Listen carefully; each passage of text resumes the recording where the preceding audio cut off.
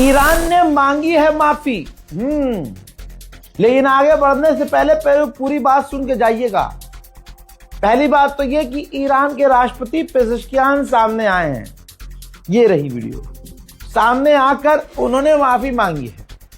Iran के राष्ट्रपति ने सीधी बात कही है, कहा कि हम पड़ोसी देशों से माफी मांगते हैं कि हमने उनके इलाकों पर हमला किया और हम ऐसा नहीं चाहते थे, और अब हमने फैसला किया है कि हम अपने साथी पड़ोसी देशों पर हमला नहीं करेंगे तब तक जब तक उनकी जमीन का इस्तेमाल हम पर हमला करने के लिए नहीं किया जाता। अब आप कहेंगे भाई बात तो घूम फिर वहीं आ गई। हाँ, ये ईरान है भाई साहब, कब घुमा कर पटकी मार दे पता ही ना चले।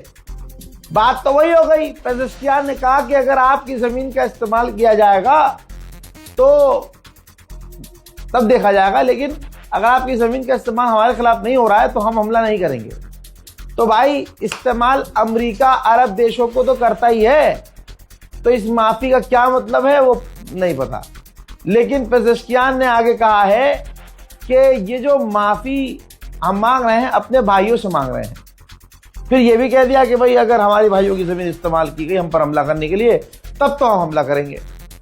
तो हमारी नजर में इस माफी का कोई फायदा नहीं है। उधर पेज़ेश्कियान ने कहा है कि अमेरिका जो हमारे सरेंडर का ख्वाब देख रहा है कि हम झुक जाएंगे, तो ये ख्वाब लेकर वो कब्र में चला जाए। ये बहुत बड़ी बात है। राष्ट्रपति ने कहा है ईरान के कि अमेरिका जो सरेंडर करने का ख्वाब देख रहा है हमारे, वो ख्वाब कब्र में लेके जाए। ईरान की माफी का रिजल्ट, दुबई एयरपोर्ट पर ईरान का ड्रोन हिट हुआ, नुकसान हुआ। दुबई के एयरपोर्ट पर डिफेंस सिस्टम जो लगा हुआ है वो भी काम नहीं किया। फिर हुआ क्या, जो कल रात को मैंने बताया था कि थोड़ी थोड़ी फ्लाइट शुरू हुई हैं दुबई की ताकि लोगों को निकाला जा सके, दोबारा से सारे जहाज और पूरा एयरपोर्ट बंद कर दिया गया। Straight to the airport. Oh my God. Ya Rab. Ya Rab. Ya Rab. Straight to the aircraft. Straight to... Ya Allah. Saudi Arab ने कहा कि ईरान की तरफ से जो पूरे इलाके पर हमला हो रहा है उससे कोई फायदा ईरान का नहीं हो रहा है और कोई स्टेबिलिटी और सिक्योरिटी हासिल नहीं हो रही है ईरान को। तो हमें यकीन है कि ईरान की गवर्नमेंट और ईरान के लोग अपनी समझदारी का इस्तेमाल करेंगे, अकल का इस्तेमाल करेंगे और हमले बंद करेंगे। बेचारा अमेरिका और इजराइल बहुत समझदारी से हमला कर रहे हैं कि जमीन पर बड़े 3D पेंट को तो नहीं उड़ा रहे हम। इस बार बहुत चेक करके ईरान के सुखोई कार्गो जहाज और दूसरे कार्गो जहाजों को अमेरिका और इजराइल ने मिलकर उड़ाया है। IRGC कमांडर ने कहा कि स्ट्रेट ऑफ होर्मुज में जो भी जहाज इजराइल और अमेरिका से लिंक्ड होगा हम उसको निशाना बनाएंगे और बनाते रहेंगे। کشتی برخورد میکنیم. یکی کشتی‌های وابسته به رژیم آمریکا که حتما میزنیم اگر بخوان تردد کنن از اونجا، برای کشتی‌هایی که وابسته به رژیم صهیونیستی است. همه کشورها با هر پرچمی، با هر پرچمی فقط 2 تا پرچم اینجا حق ندارد به اهتزاز در بیاد.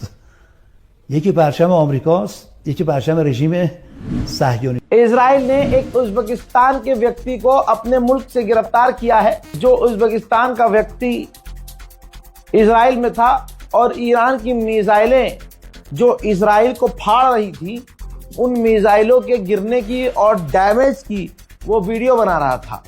तो उज़्बेकिस्तान के उस व्यक्ति को इजराइल ने गिरफ्तार कर लिया। मेरे दोस्तों, आपको बता दूं कि अमेरिका ने 3 दिन पहले कहा था कि ईरान के डिफेंस खराब हो चुके हैं। लीजिए आपके सामने तस्वीर है। ईरान ने एक और अमेरिका के MQ-9 रीपर एडवांस खतरनाक ड्रोन को अपनी मिसाइल से मार गिराया है। उधर IRGC ने एक बार फिर से स्ट्रेट ऑफ होर्मुज में एक टैंकर पर हमला किया है। बहुत जल्द लौट रहा हूं बड़ी जानकारियों के साथ, तब तक आप इस रिपोर्ट को शेयर कीजिए। जय हिंद।